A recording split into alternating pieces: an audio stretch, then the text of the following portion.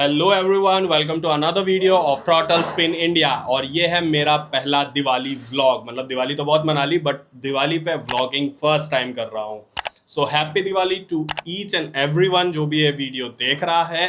और चलो बढ़िया दिवाली एंजॉय करते हैं और अच्छा सा व्लॉग शूट करते हैं। Let's go.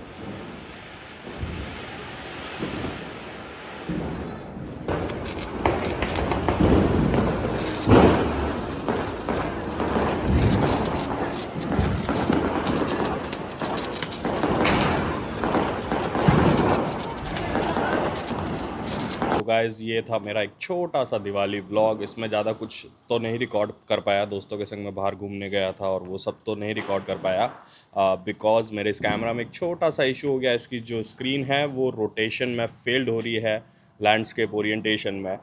तो मैंने थोड़ा बहुत कुछ शॉट्स मोबाइल से रिकॉर्ड किए हैं जो मैंने लगा दिए हैं। और बाकी बस यही था Diwali vlog and that's it.